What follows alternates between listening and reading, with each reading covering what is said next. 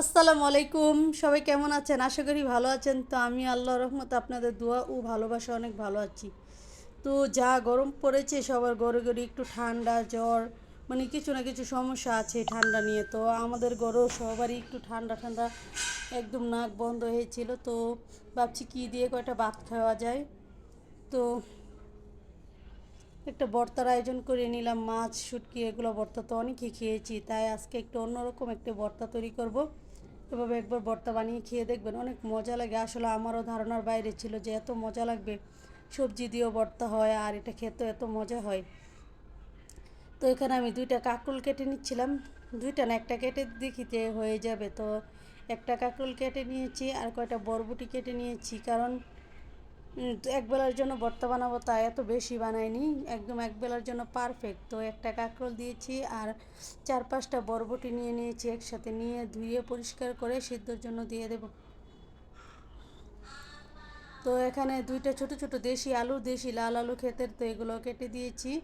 তো 4-5টা কাঁচামরিচ দিয়েছি, একটা আস্ত রসুন দিয়েছি, দিয়ে কিছুটা পানি দিয়ে একটু সিদ্ধর জন্য বসিয়ে দিলাম।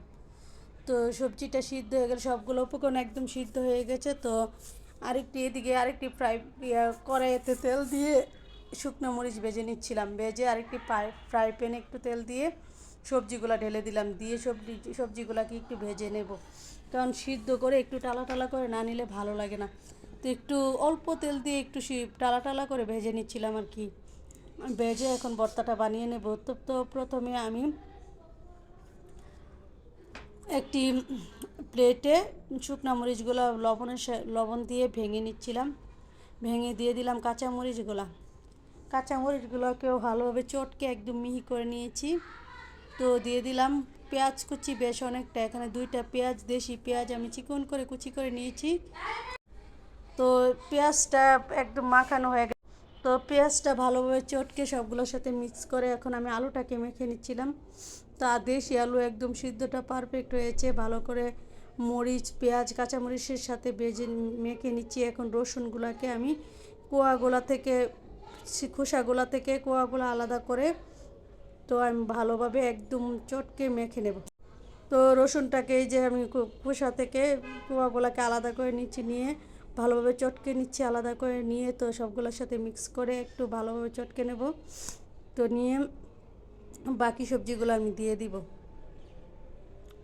ভর্তা যত ভালোভাবে মাখাবেন ততই ভর্তার স্বাদ বেড়ে যাবে। এখন কাঁকরোলগুলোকে ভালোভাবে ডলে নিচ্ছিলাম।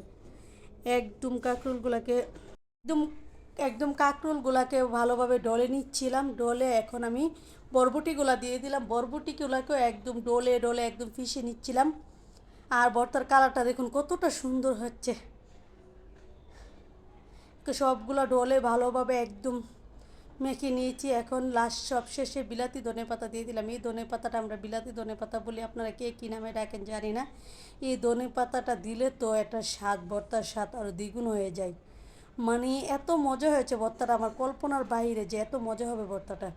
তো আমি ওই প্লেট থেকে কিছুটা ভর্তা সরিয়ে রেখে বাকি ভর্তা দিয়ে আমি ভাত সাথে সাথে মেখে খেয়ে নিচ্ছি। মানে এত মজা লেগেছিল, আমি বলে বোঝানোর মতো না, এতটা মজা।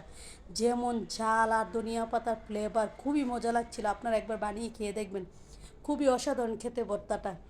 তো আমার ভিডিও ভালো লাগলে লাইক কমেন্ট শেয়ার দিয়ে পাশে থাকবেন। আল্লাহ হাফেজ, আসসালামু আলাইকুম।